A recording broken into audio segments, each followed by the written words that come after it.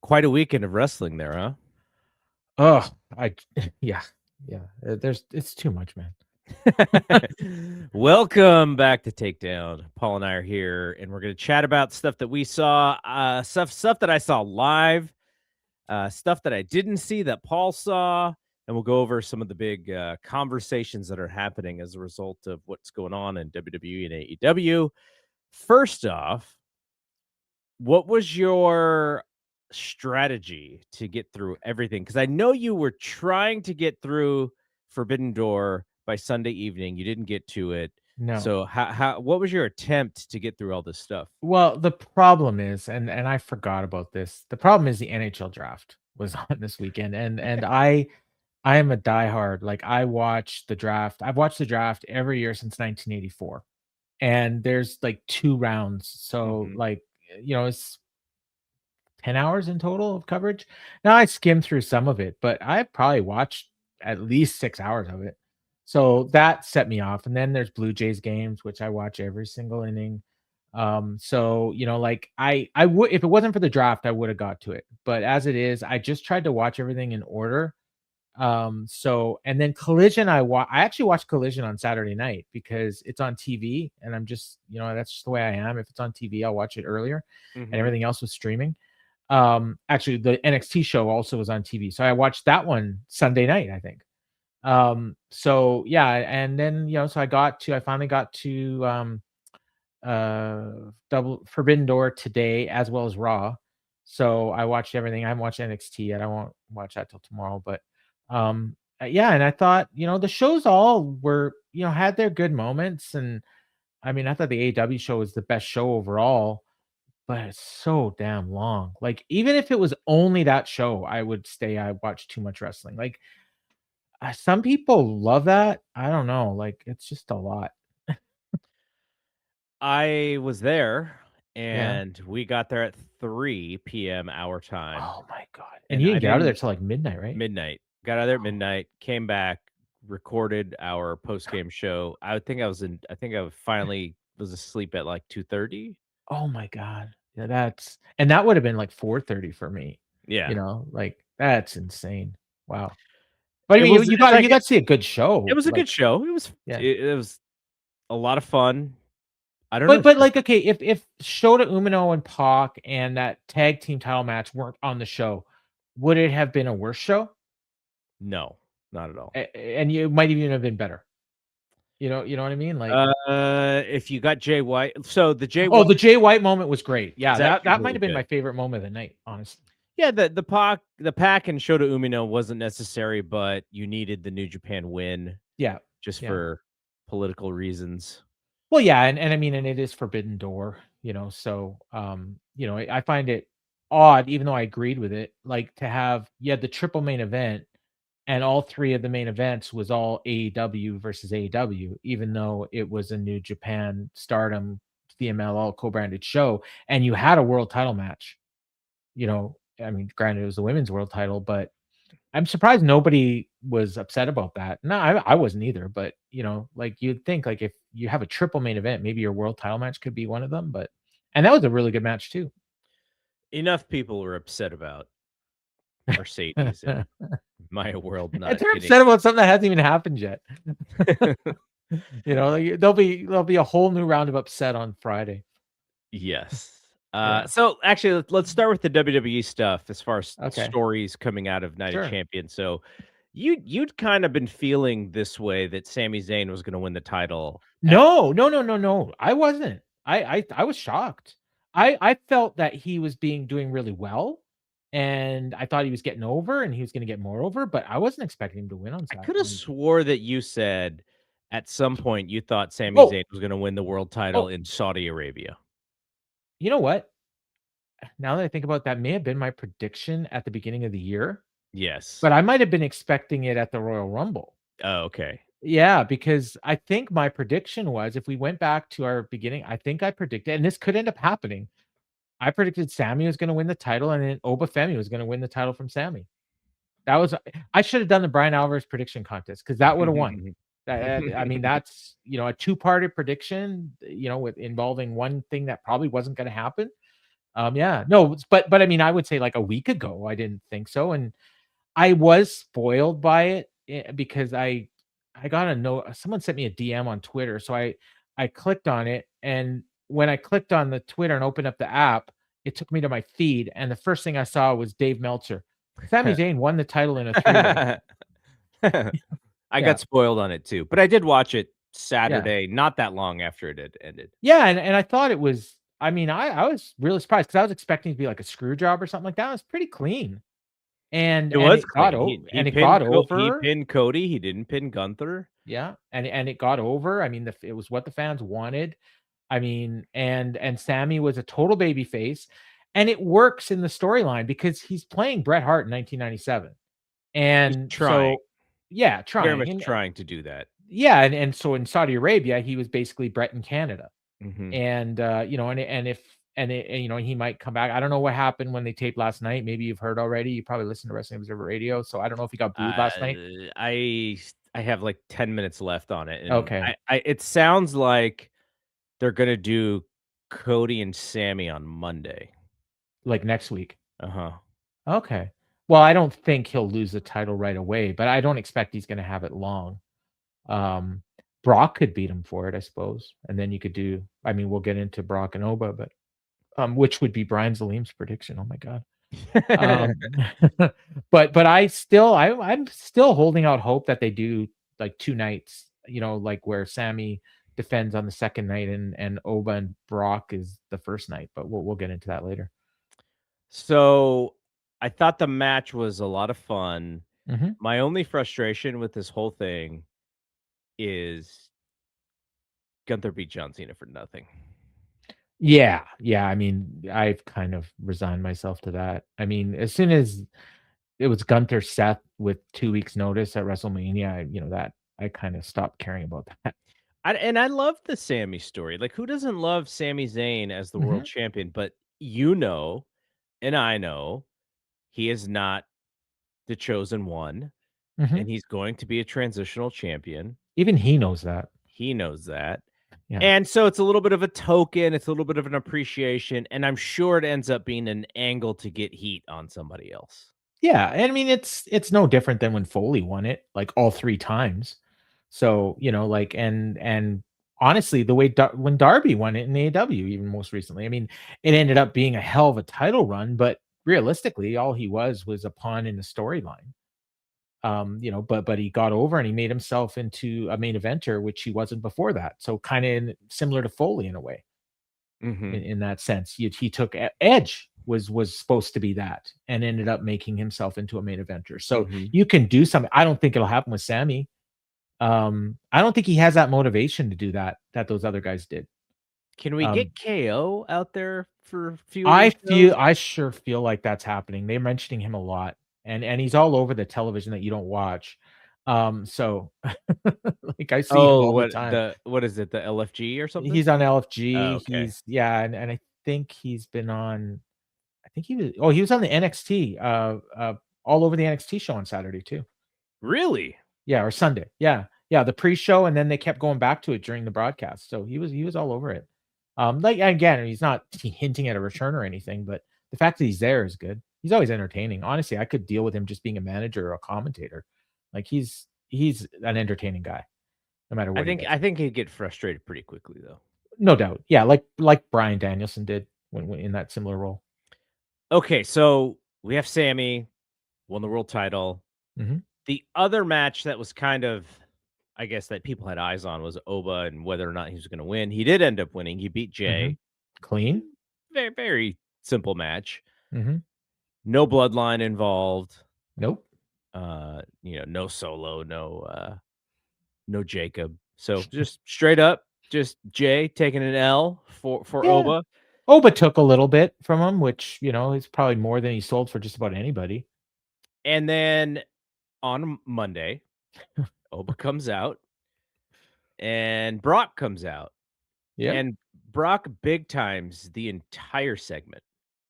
He basically Yep. said, "I don't watch Monday Night Raw." He said this 2 times. He like made his point twice. He doesn't watch television. That's why he has Paul. And then kicked Oba right in the nuts. Oba fell down to his knees, got up, basically called Brock a bitch again. And then this is where I think they went wrong on this story. Oba challenged Brock to a match, and Brock said only if it's Hell in a Cell, which got the big pop. I think Mhm. they should have flipped it. I Hmm. think Oba should have asked Brock for a match. Brock says no, and then Oba calls him a bitch again and says, "What if we do it in Hell in a Cell?" And I honestly think Oba should have to put his crown up for grabs. Like if Brock's the one with the leverage, like I think. But Well, I guess what does the crown even I mean? mean, it gets a title shot, right? Just his Yeah, title except the shot, maybe title not shot is the supposed crown. to happen at SummerSlam. I don't think it's happening. I think they're No, I punching know. it. I think you're right because I mean I was listening very carefully because I saw, I'd been avoiding the Discord for a few days and then I saw, like some comments in there like before I really watched the segment. And and so I was listening to see her like, do they address it? And the only thing they really said was Oba presumably has given up his title shot at SummerSlam, I think is the way they phrased it. So Oba to specifically said title shots will be there, like in his promo. He's like, Okay, so he'll so be there he's later. either saying he's gonna take it at a later time. The funny thing is, I was trying to remember if it was him that did it, but it was actually, um, it was Javon who, when Oba was the champion in NXT, Javon won a title shot at, one of the specials, and then he said, "No, I want it next week on television." That's And like then he took Randy it. Orton and John Cena that one Yeah, time. and then he lost. Yeah. And and then Oba ended up leaving the territory without losing the title.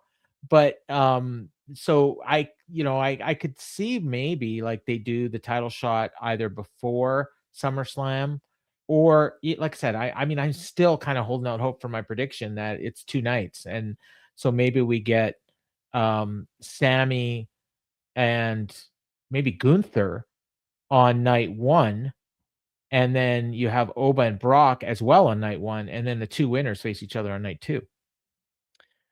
I think if you were going to do that, I think you'd have Oba beat Brock on night 1, Yeah. and then on night 2, after somebody wins, then he says, "Hey, I still won the King of the Ring. What about now?" The only Mm, problem with that, okay. though, the only problem with that, he's facing a tired person, and he's the Right. babyface. So I don't think that Yeah. works either, so True, true. And I mean, and if you did mine, then I assume I haven't looked this up, but I assume the Raw on Monday is also in Minneapolis. yeah, I don't know. Um, so if it is, you could do like so if you do my idea of, Oba beats Brock on Saturday, Sammy beats Cody, or Gunther, or sorry, Gunther beats Sammy, Oba beats Brock. So you do Oba and Gunther on Saturday, on Sunday in the main event. Oba wins.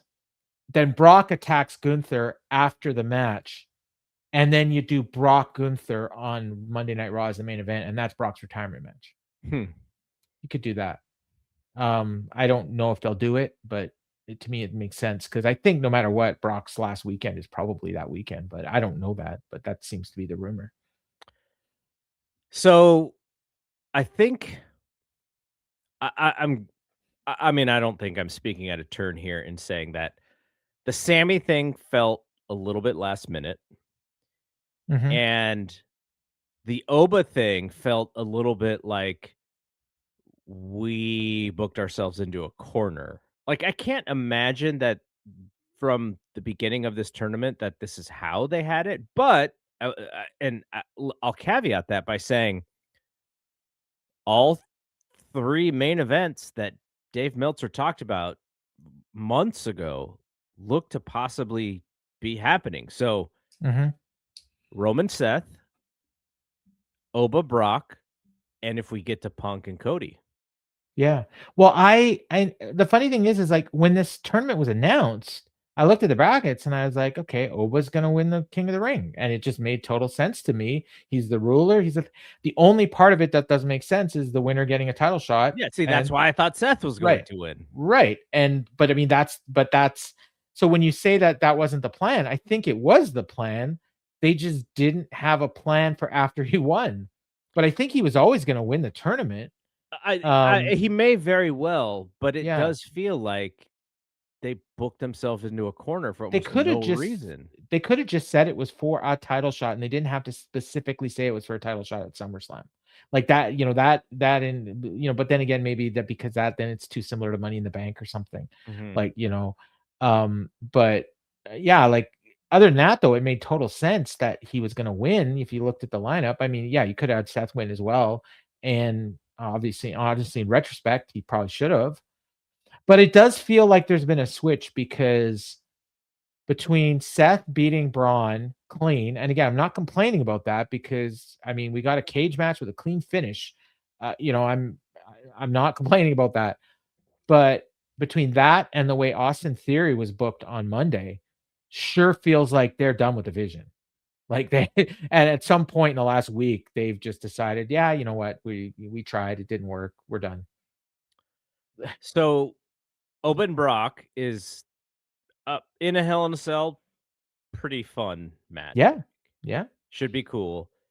You really have to forego the logic in getting there in order to appreciate it, which is how wrestling is a lot of times. Like, Mhm. people, like, don't like to build, and then the match comes, and they kind of forget about how bad it was, A lot of the and you people just just enjoy the don't even match. watch. A lot of people don't even watch the TV, and they just watch the pay-per-views. So This is an opportunity that I thought that we kind of already had on at WrestleMania, which is Oba winning. I imagine this is gonna be the same thing, and then it looks like we'll have a, I don't know, an 8-month sprint, or what are we, August, so September, October, November. Yeah, 8-month sprint to WrestleMania with Oba, and you got to figure out how to keep him hot and just keep him beating fools and mhm. probably winning the Royal Rumble and then facing Roman Reigns at WrestleMania is kind of what it feels like.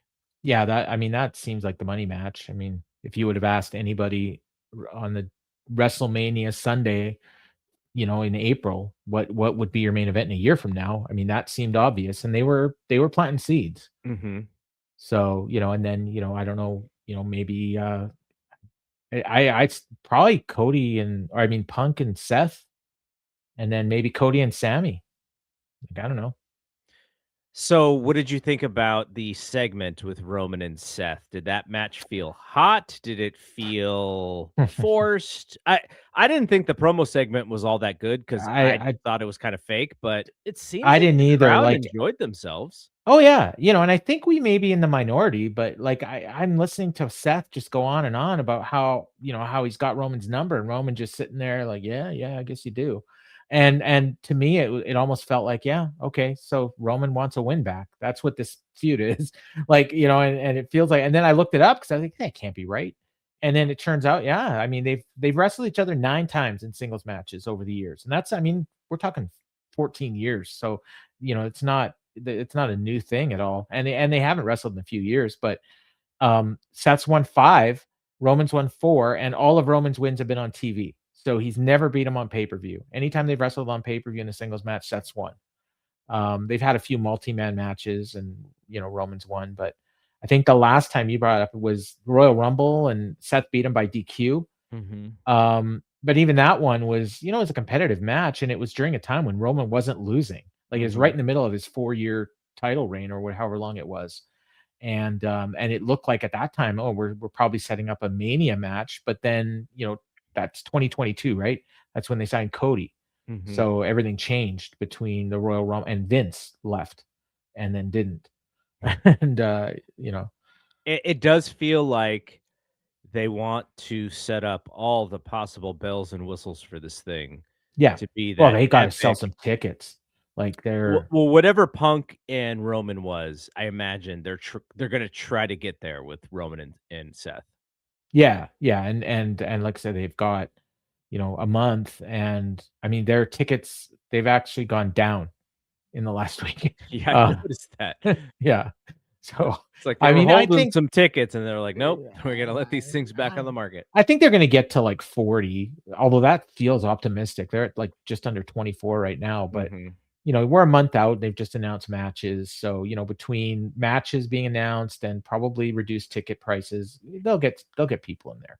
And Minnesota's it's what the thing is, like if it's like Winnipeg, and I imagine it is, summer is a hard time to draw in this part of the country or the continent, because a lot of people have summer places that they go, Mhm. because it's a dry heat where we are.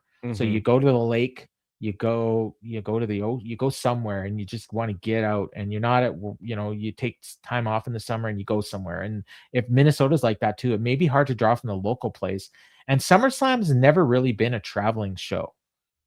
That could change, but it hasn't 2 really nights been. is gonna Two be nights tough. is tough, man.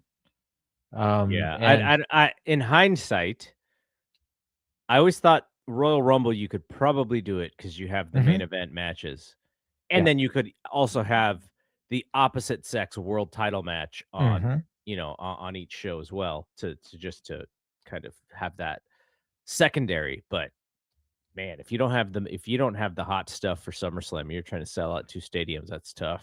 It was last year they did it, right? Mhm. And They've and done it it. was They they were still kinda hot last year, so Yeah. it worked last year, but I think that's an aberration. And, and I think maybe this is gonna teach them a lesson, and, and maybe you They're just not good do. at learning from lessons though these days, it seems. No, NXT, no, no, not so much, no. Wait, by the way, how was the NXT show? I thought it was good. Not what's funny? Um, it was too long. Really? And yeah. And so, like, it's not always that, it doesn't have to be 5 hours to be too long. Like, when you're talking about a developmental, like, if that show had been 5 matches, it would have been pretty darn good. But there were, it was 7, and it was just a little too much. Mm. And, there's at least 3 of those matches that really didn't belong on a PLE. How was the Um Kendall Gray match? it was good. It was really good. I went in predicting that it was gonna be the women's match of the weekend, and I don't think it was. I think most people would agree with me and say it was the Mercedes match, but I also think that when the star ratings come out, Dave may think it was. And It's that I'm not looking forward to Friday. yeah, Not but I letting mean, it on was about it. awesome. Like, it was an awesome match. I gave it the same score, but I just thought, if I had to pick between the 2, I would go with the Mercedes match. But it was really good. I think they were a little rushed, because they had a hard out on that show, and, Mhm. the match started with about 15 minutes left in the show, and there was also a commercial break. Now, because I was watching on Netflix, I got to see the whole match. So people watching on CW probably, maybe wouldn't have thought it was quite as good as I did, because they would have missed, like, 2.5 minutes of it. But Well, let's that match was good, and the Tony D Naraku match was all right. The one that really impressed me was the Zarya and Tatum Paxley. That one Mhm. was really good. And Miles Bourne and Tavian Heights, I thought was great. And then I look, Cage match didn't even give it a good rating, but I just love that match. It was lot of grappling. Like, those two are amateur wrestlers, and they just had like an amateur wrestling match, and almost like a blood sport-ish kind of match. I thought it was really, really good. Where did they have that show from? Was it at the That was at the studio at the Oh PC. gosh. Yeah, so, I mean, the crowd was hot-ish, but yeah, when you go from when you're going up against AEW, now it wasn't as bad as 2 years ago when, they were going up against the show at Wembley, or was it Mhm. last year? No, it's last year. Last Yeah, year. again, in the stadium, like, yeah, that was bad. This was a little better because, I mean, the crowd in San Jose was hot. Like, at times they were really hot, but it wasn't like, it wasn't like the stadium show.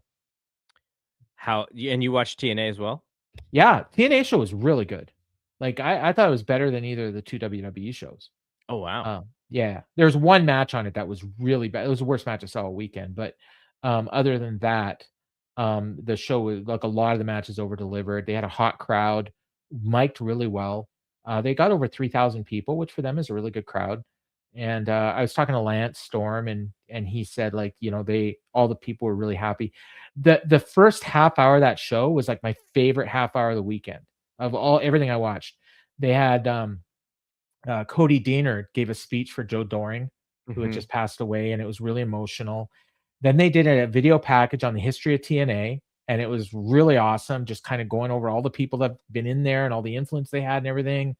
And then they did a 7-way Ultimate X match, and Amazing Red was in the match. He didn't win, but after the match, Frankie Kazarian put him over, and then he said, like, nobody knows this, but you're like the most influential guy in wrestling. People have stolen your moves for 20 years, Mhm. all this stuff. And then he's like, and you're going to take your rightful place in the TNA Hall of Fame. That's And cool. then they did a video package for him. And yeah, so between that, all that stuff happened the first half hour, and I thought like that was all really, really good. The And then pageantry. yeah, yeah, and it got over really well to their crowd, which is always good because sometimes their crowds, if they're papered, the people don't really react the way you want them to. But the people here seem like they were all into TNA, so that was good. Honestly, I think what was missing from the AEW show was a little bit of pageantry Hmm. Yeah, like because no Martha. That kind of no Martha, disappointed. and I've been at shows where Martha was there, and then I felt like, okay, like why are we spending a half an hour doing this thing? Yeah, And then you realize it's like, oh, because they don't want to go head up against the NBA finals. Um, but the Mystico entrance left me a little lacking. I was like, man, I yeah. wanted them to sit on that a little bit, let that thing breathe, and So live, it was the same as it came off on TV. yeah, it was just they just had did their entrance and the match started. People didn't know the song, right? Didn't know the song, they Yeah, weren't really singing. I yeah. made a joke that when Edge came out is when people started finally singing, Mi Muero, but they were just singing Edge's song. Yeah, that I mean, and I skip that to be honest, because it drives me nuts because Edge is just doing Hulk Hogan in Montreal, like with that. But yeah, the Crocodile Muy tears. Marrow, like I love the song, and I did like I normally skip entrances, but I wanted to hear that, and then about 10 seconds in, it was like, oh no, this is nothing.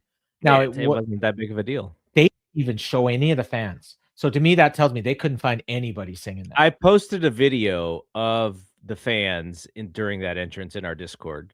Okay, During in that feed, in our feed, which a yeah, lot of people were posting in that feed. So did it for whatever reason. I mean, we are not the example of all AEW fans, or at least that Discord, but the comments were pretty high. okay, But yeah, yeah, it was just I don't know. It just felt like part of the thing and nothing special. yeah, it's too bad, but I mean, I love that match though. It was like probably my 3rd favorite match on the show. They were trying to do some stuff that didn't really come together, which is probably the only thing that you could nitpick about And it. I may have just not noticed that stuff because It I was a really lot like of the Bucks. Everyone makes fun of Dave for the Bucks, but I'm a huge Bucks mark. there was some high risk stuff with a high reward that they just slipped Yeah. up on. I mean, those guys, it's not like those guys work I together think all the time. Mystico and AEW is it almost feels like a waste.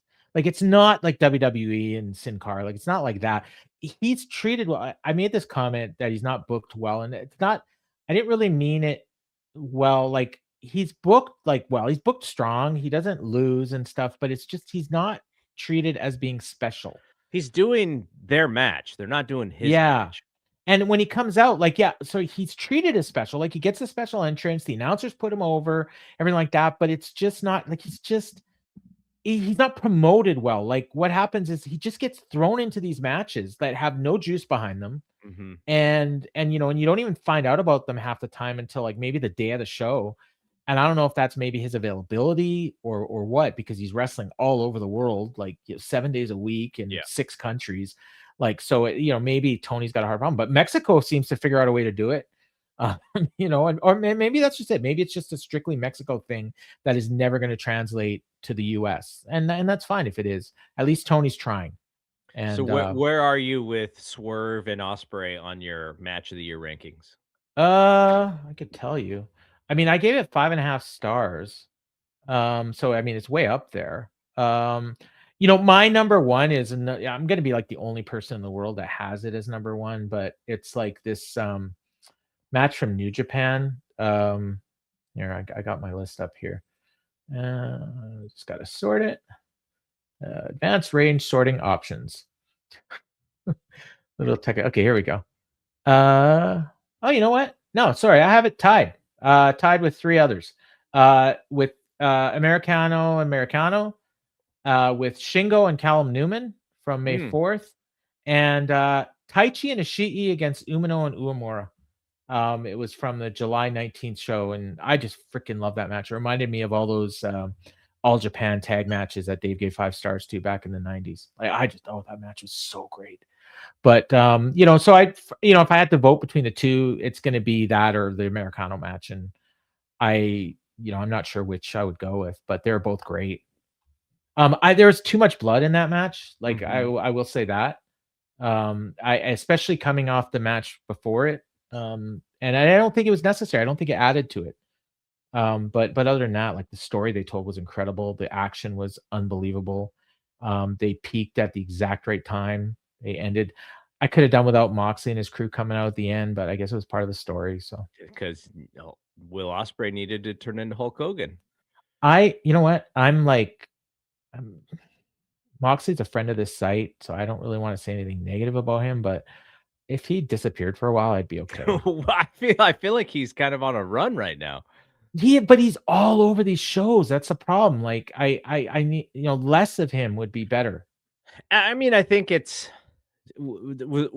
I talked to LaRocca on Fight Game, and I said, I wonder how much influence in Moxley's character is Josh Barnett, because if you think about the role that Josh Barnett plays with Shayna Baszler, with Moxley himself, like he's kind of like that behind the scenes, catch as catch can, mentor, submission, MMA fighter. And I wonder if John channels a little bit of that.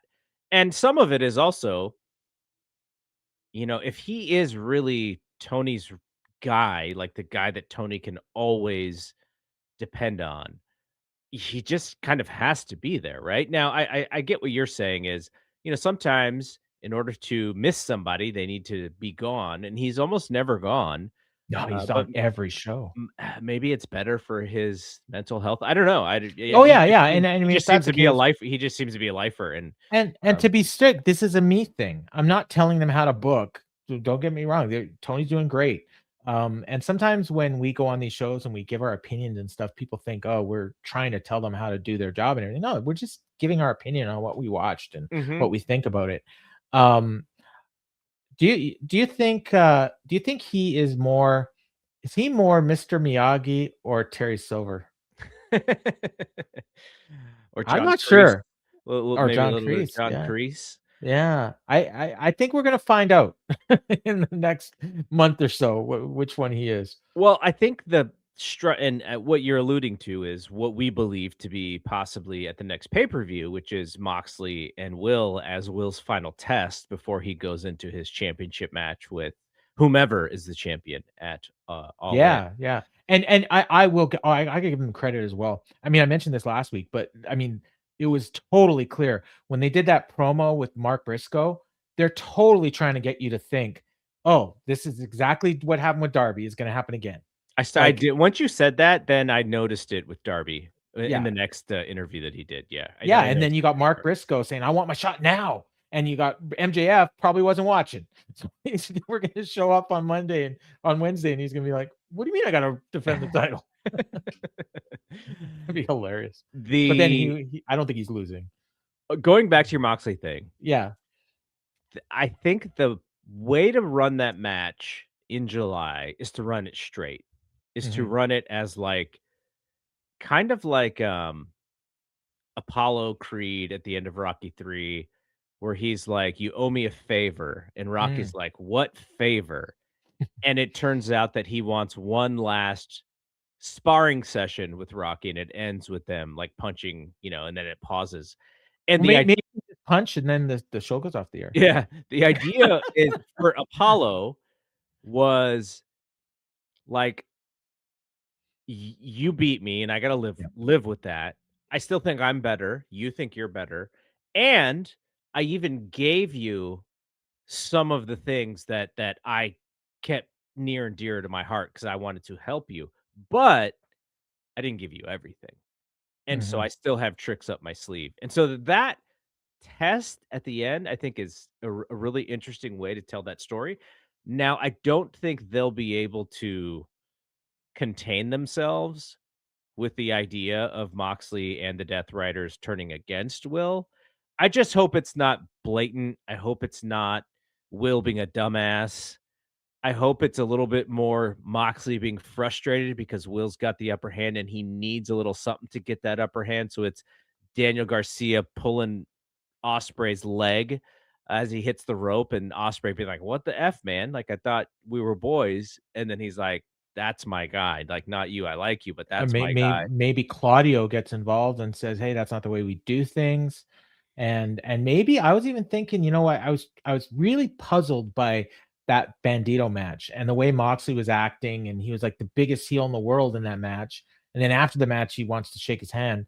But maybe Claudio's watching that match, and Claudio's the guy that will put on his mask because he respects Lucha Libre. Mhm. And then he sees his mentor, his sensei, ripping off the mask. And then if he saw him doing what you're talking about with Will, then maybe he's going to be like, "Hey, no, you know what? This isn't what we do." And then so maybe there's a split in the Death Riders. That And would be bad for Claudio, though. yeah. Yeah. Uh Well, Paul Heyman's the one who's putting him over these days. I don't know if you've read your Claudio? Observer of lately. Yeah. No, I don't know. But Heyman. I think Heyman did an interview. It may have been with Chris Van Vliet. I don't actually remember who it well, was with, Claudio but was the original Heyman guy. yeah, Paul Heyman was just putting him over, like saying Oh, why he didn't work in WWE and stuff. So, interesting. okay, so we have to talk about it. Mercedes against Maya World, Yep. and I don't care. I literally don't care if people thought that that was the greatest match in the world. I think Sean Ross Sapp said he thought it was the greatest women's match in AW history. Hmm. And so then, people are coming at Dave and Dave's tweeting, and I'm just like, just what? Like, why are we tweeting? Like, why are you like, let's just go, so I think somebody had said that that was the most that the live crowd was into a match was this match. And Dave was like, nah, like the opener, they were way more into the Bucks and Mystico match, which they were. If you were talking about consistent crowd noise, they were. And then in the main event, they were as well. They were But pretty into that cage match too. Or the cage match. it's goofy shit. Oh my god, there was so much goofy shit in that. But I will tell you, when that bag exploded and Kevin Knight fell off the cage, and then Darby did a coffin drop like 20 seconds later, I screamed in terror. Like, and I was watching on TV. I can't imagine what that would have been like live. Like, is Kevin Knight alive? Like, have we found out? I haven't heard anything. He was So out there. He was out of that match a couple times for a long period of time, though. Well, I mean, he wasn't on there after he fell off that cage. So So here, I talked to Jeremy about this on our post show, but I'll Yeah. mention it here shortly, and then we'll get your thoughts from the TV version of the match. Yeah. It was very clear live that the fans enjoyed the Maya story. They kind of understood the story, but I don't think they really wanted her to win. Mercedes did such a great job keeping that thing together because a lesser wrestler, that match would have fallen apart completely. And Mercedes kept that thing together from whatever the frustrations that Maya was having, whether it's with her gear or whatever. At some point, someone had, I was, JJ Williams, he was right next to us, and he was like, people are saying it could be a concussion. Like, we couldn't tell, right? Because we're there, but we don't. when she was like holding her head. Yeah. And then I told Ryan Howard from the F4W website, he was doing the live update on the show, and we were going back and forth because he was like, well, what do you know anything? You know what's wrong with her? What's going on? And I was like, they're not telling us anything, so I don't know, but I'm hearing hair, I'm hearing possible concussion. I couldn't really tell about the wardrobe piece, so that was new, and that's not anything I knew. But when she had to fix whatever the problem was, and Mercedes had to kill time, and Mercedes probably also had to, talk to her and say, hey, don't worry about it. We'll get this thing back going. And then they continued the match because there were moments in that match. There was a spot in the corner and they tried it like 2 or 3 times and they couldn't Oh, get it. yeah. And I was like, "Oh my gosh, just do something different." But I have to give them credit for going through the entire match because the best part of that match was when Mercedes has her in a submission and she's reaching for the ropes. The crowd finally finally like Mhm. got into Maya the wrestler rather than just kind of like wanting to see Mercedes lose because Mercedes is really good at that kind of heat. And that was the moment where I was like, "Okay, they have the crowd for this one moment in this one spot, and it's really brilliant." And then Mercedes just won, like, very quickly after that. So, from my perspective, I thought the crowd was very kind to Maya, but they knew that she wasn't in that moment, maybe there were some people who were like, "Maybe she should win." The right person won that match, I will Mhm. say. Yeah. And the thing that I wanna give Maya credit for, the match was the match, like, some people really loved it. I thought it was, like, good, like, just good. The thing that I have to give her credit about, and Tony Khan talked about this in the press conference because I did have to go to that press conference, and I'll tell you a little bit about the post press conference. I kinda heard a little bit, but yeah. So, they, Tony was talking about how, yeah, she just showed up to Cincinnati. I didn't think she was gonna be there, and that kind of kicked off everything.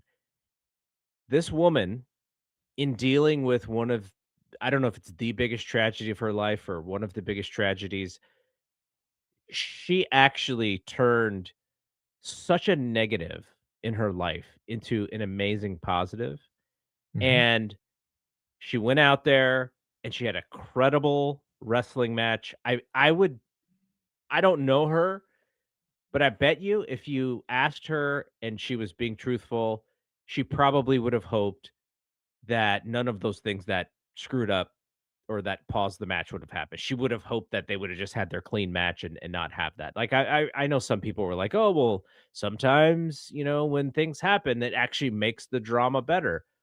Mm, Mm. I don't know about that in that match. But at the end of the day, she has created an opportunity for herself that I hope that Tony Khan utilizes.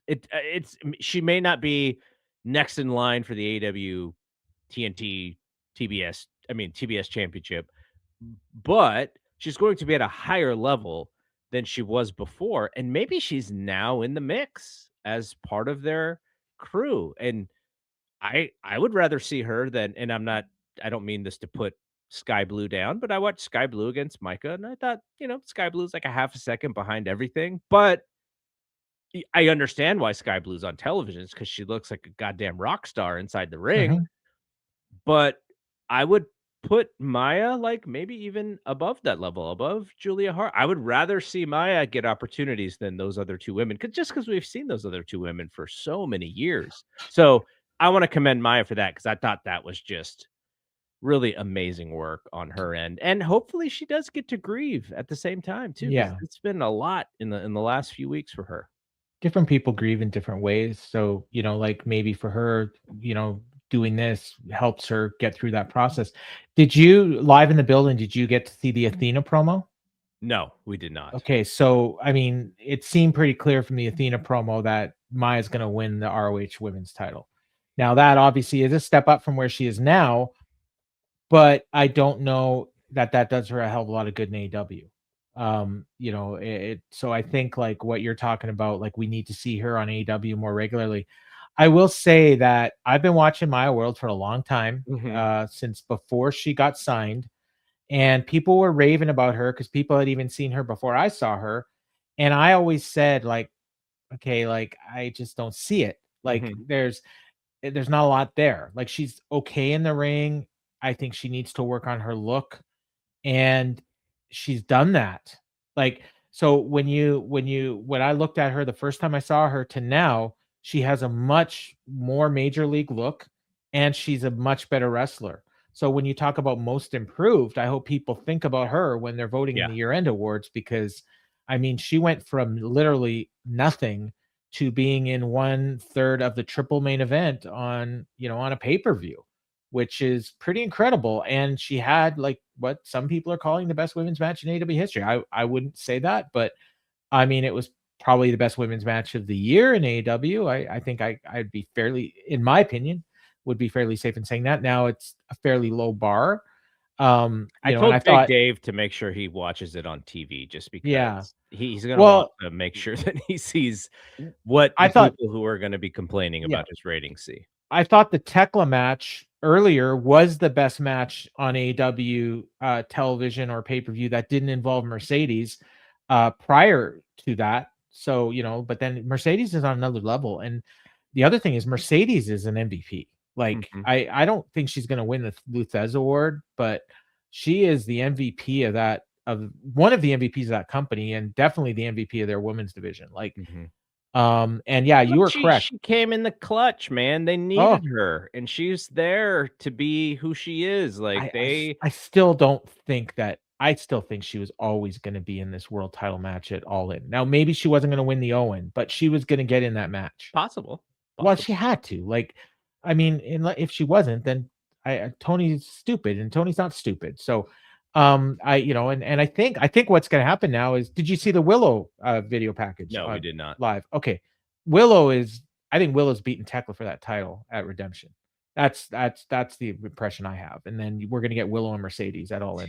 Tekla feels hot though, man. She does, but like maybe Tekla's gonna wrestle somebody from Stardom on that show. Maybe wrestling for the Stardom title. Who knows? Maybe she gets Okada in there and strips him down to his skivvies.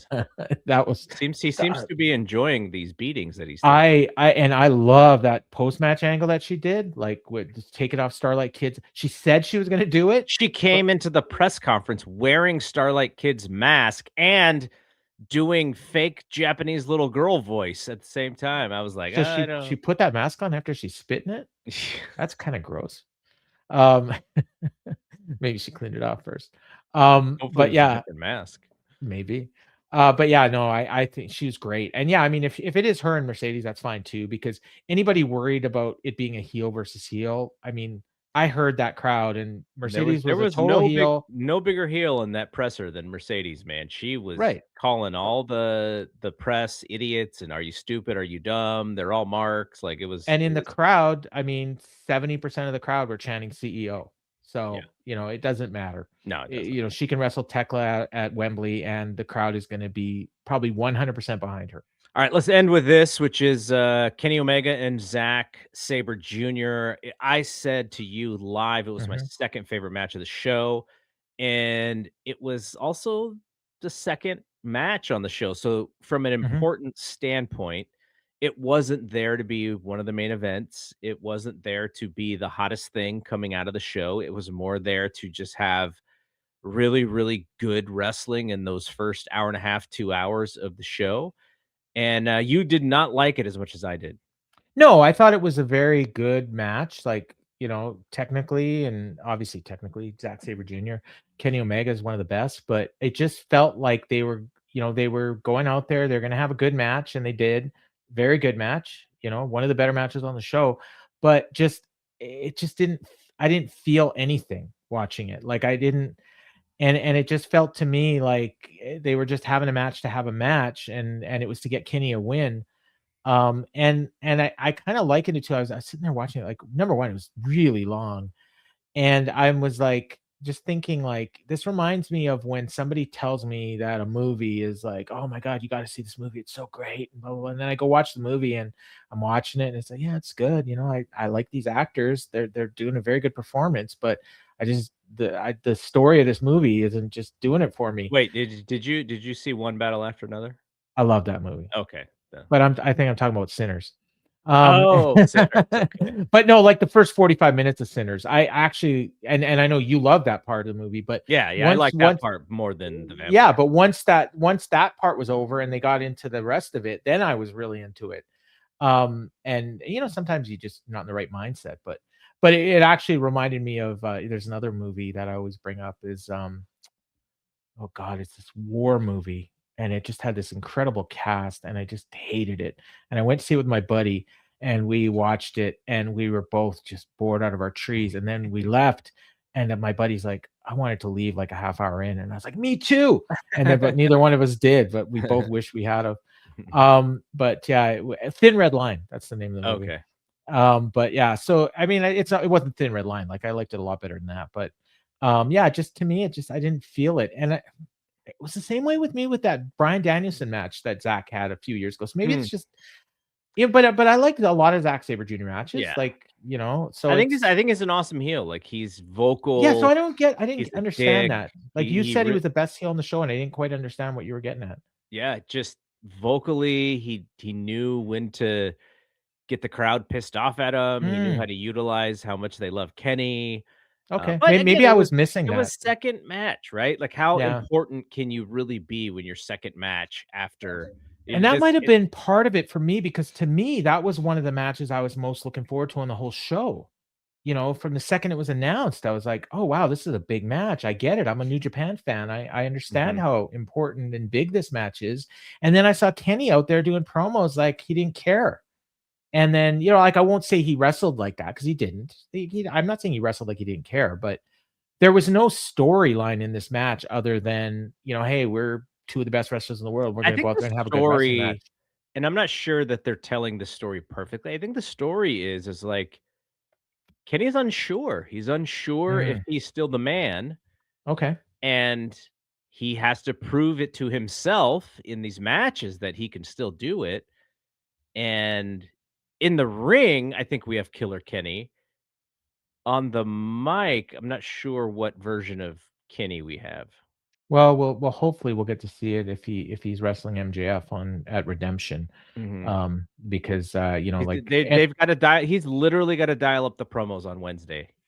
Yeah, and I don't even know how he does that, but I guess he'll have to figure out a way, because if he's gonna, and especially if he's gonna be headlining Wembley against Will, unless Tony's idea is just gonna be, hey, these are the two best wrestlers in the world, and they're gonna have the match of the century. Did he sell his stomach in this match? I didn't see it. I didn't see it either, and I just didn't know if maybe because I was watching live, I didn't see it, but and in fact, like they were more, it was more like the arms and the shoulders. Yeah, it was arms, shoulder. I did not like the MMA spots in that match, but I did like the MMA spot in the Moxley match, because that was logical MMA the way that Bandito. I just didn't with the Moxley thing. It was like I couldn't understand. Like all of a sudden and then the announcers are like, "Oh, he's the worst." They literally said he's the worst human being on the planet. And then a couple hours later, "Oh, he's such a great mentor." Yeah. Okay. It's got to be hard for them though. Yeah, because of the way it is. I don't even think they know. So I'll just tell you this. We had a little post scrum with TK, and it was just me, Jeremy, Dave, and Mita, and it was like just Tony, just Tony being a dude, like just being a normal human, which was really cool. For somebody who is that rich, I guess, and is running a company, to be able to be a normal dude is a pretty cool trait to his personality. And I did ask him if David Ellison was a real wrestling fan, and he said he believes so. He said he believes that he was a Monday Night War fan from back in the day. I'll never with Tony. I know he's a normal guy. Well, he's a normal wrestling guy. Because the first conversation we ever had online, I've never met him in person, but was when I made a comment about Ricky Starks, and he commented back like, he asked me in a DM like, "Oh, what was the problem with, like, what didn't you like about it? Like, I thought he did a really good job," and I explained it, and he's like, "Oh, okay, that's I appreciate what you're saying," and he's like, I think he's gonna do really well, and I was like, yeah, I'm not saying he's not gonna. I just didn't have a really good first impression. It was the first time I ever saw him, and so we had this conversation, and it wasn't adversarial. He was just really surprised at my take, and I was really surprised that this billionaire saw my message and felt the need to DM me. And call you a mark and then block you. No. Just that's Joey Janela. Sorry. I'm really surprised you would say that. And I was like, oh, I'm really surprised you give a shit. No, I didn't say that. So so hopefully you guys get some good stuff on Wednesday. Sometimes coming out of these pay-per-views, it's really about who's not hurt. So hopefully they have well, I don't even know what's on the show other than Briscoe and MJF. big one. There was one other match they set up last week. It's a 6-way. Jericho and Ciampa is the following week. at Beach Blast or whatever they're calling that Yeah. show. But no, the 6-way, which I expect The is going to survival be of the fittest. that's right? going to be awful, that match.